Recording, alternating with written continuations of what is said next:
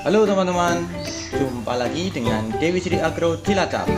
Kali ini kita akan mengulas produk Gipgrow 10 SP. Seperti apa produknya? Jreng. Ya, atur fokus. Gipgrow merupakan ZPT atau zat pengatur tumbuh dengan bahan aktif asam giberelat 10%. Ya, ini buatan dari PT Nufarm, teman-teman. Apa itu ZPT atau zat pengatur tumbuh dan bedanya dengan hormon itu apa? Gitu loh. Singkatnya, ZPT adalah hormon buatan. Itulah. Giberelin sebenarnya bisa diproduksi sendiri oleh tanaman, sedangkan fungsi giberelin itu sendiri yang paling populer adalah memacu pertumbuhan batang dengan cara merangsang pembelahan sel dan perpanjangan. Jadi yang paling umum dari sekian banyak fungsi giberelin yaitu memacu pertumbuhan. Oke, kembali ke Gipgrow 10 SP. Ini kemasannya kecil banget ya teman-teman, 1 gram tok. Mana tulisan 1 gramnya? Wah, ini kecil banget ini ya. Ini 1 gram tok. Ini dengan kemasan baru, corak baru. Dulu kemasannya nggak seperti ini ya, beberapa bulan inilah ganti kemasan seperti ini. Ini bentuknya tepung yang dapat larut dalam air untuk memacu pertumbuhan, meningkatkan persen gabah isi pada tanaman padi dan menambah bobot tongkol pada tanaman jagung. Ini bentuknya berarti tepung. Apa iya tepung? Tepung dan mudah larut dalam air. Ya, ini kalau dimasukkan ke air ini seperti kayak gitulah, langsung larut. Kayak redoxon apa itu ya, yang pokoknya kalau kena air langsung piar kayak gitu loh. Bentuknya seperti ini teman-teman. Oh, ini kertasnya dioret-oret anak saya tadi nih. Oh, ini bentuknya ini ya, kita lihat dari dekat. Ini kelihatannya banyak tapi ini cuma 1 gram ini ya. Ini kalau dimasukkan ke air langsung piar kayak gitu ya. Meskipun cuma 1 gram ini, Gipgrow bisa digunakan untuk 10 sampai 20 liter air ya. Kita ambil titik tengahnya saja 15 liter atau 1 tangki gitu aja ya teman-teman. Ini kita bahas tanaman padi dulu, yang jagung atau tanaman anggur atau tanaman lain. Aplikasi Gipgrow-nya itu besok lagi aja. Kita bahas tanaman padi. Aplikasi untuk padi dianjurkan usia, wah ini tadi ikut kepotong teman-teman, usia 20, 40 dan 60 hari ya. Ini semua ini ada maksudnya. Kenapa harus 20, kenapa harus 40, kenapa harus 60. Nanti kita ulas satu persatu. Ya, meskipun petunjuknya 20, 40, 60, tidak menutup kemungkinan kita menyemprot di luar usia itu kan. Dan ini petunjuknya juga cuma untuk jagung dan tanaman padi, tapi juga tidak menutup kemungkinan aplikasinya untuk tanaman lain. Misalnya untuk jamur tiram. Ini banyak yang budidaya jamur tiram menggunakan Gipgrow di sini. Jadi setelah panen semprot Gipgrow ya, kadang dicampur dengan insektisida karena jamur tiram juga ada ulatnya. Setelah panen semprot Gipgrow dan lanet biasanya.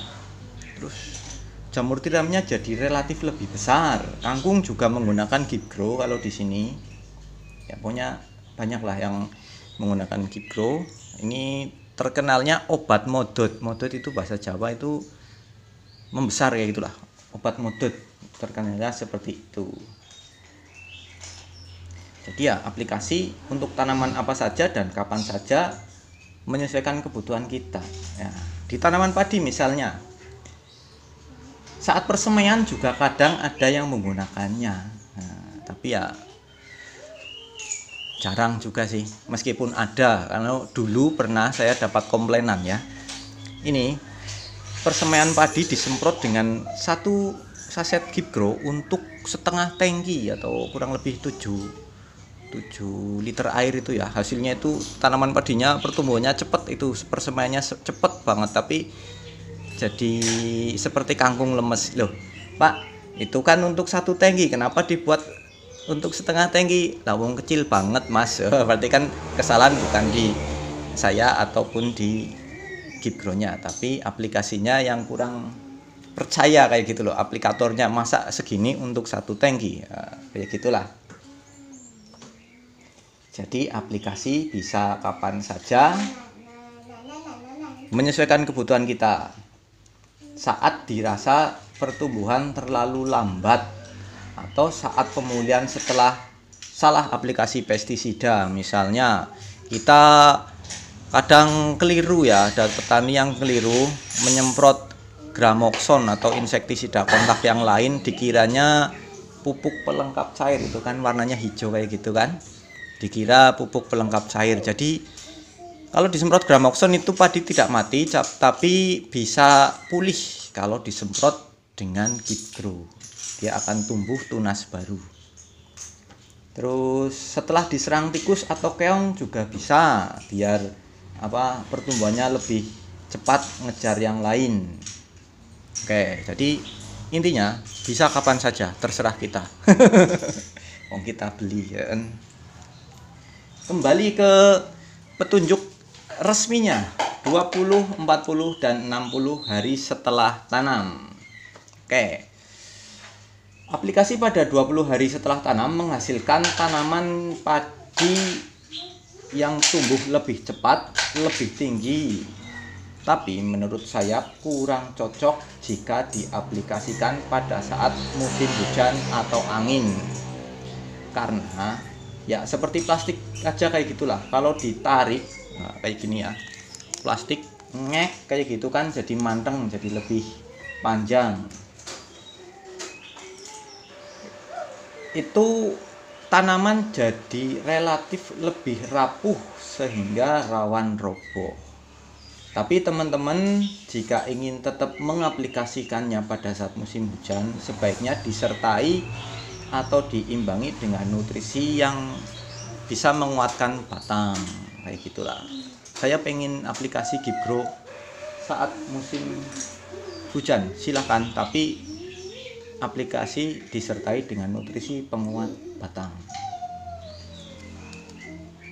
Kedua, aplikasi pada 40 hari setelah tanam.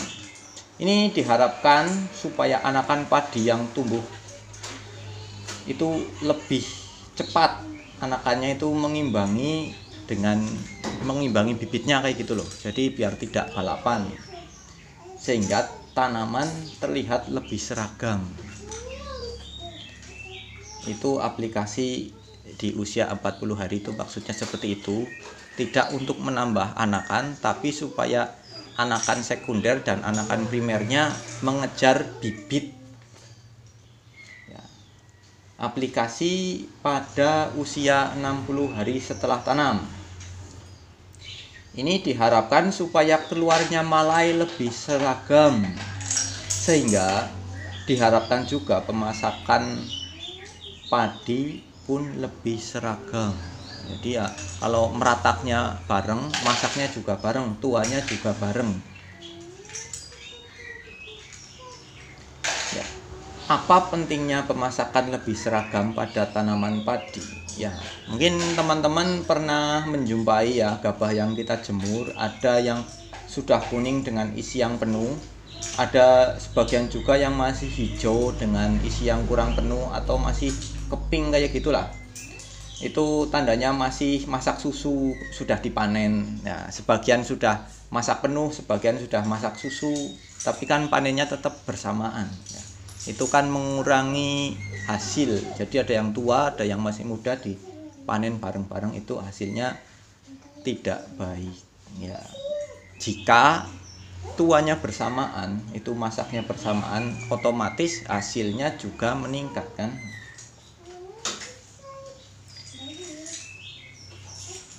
Setelah 60 hari setelah tanam, boleh disemprot lagi atau tidak? Ya, tentu saja boleh. Pada saat vegetatif, aplikasi giberellin pada tanaman membuat pertumbuhan lebih cepat dengan cara merangsang pembelahan sel dan perpanjangan sel. Nah, kalau sudah generatif, tanaman padi tidak tumbuh memanjang lagi atau lebih tinggi lagi kan. Terus efek dari giberellinnya kemana? Nah, tentu saja hasil dari giberellin, efek dari giberellin ini dialihkan ke malai. Malai relatif lebih panjang daripada tanaman padi yang tidak menggunakan giberellin, dan pertumbuhan bulir lebih baik. Ya, tentu saja ini harus diimbangi dengan nutrisi yang cukup serta didukung oleh perlindungan tanaman dari hama dan penyakit. Ya, mungkin sekian aja dulu ya teman-teman. Semoga video ini menambah wawasan kita semua. Barangkali ada kesalahan atau tutur kata yang kurang berkenan, mohon maaf yang sebesar-besarnya. Terima kasih dan sampai jumpa lagi di video selanjutnya.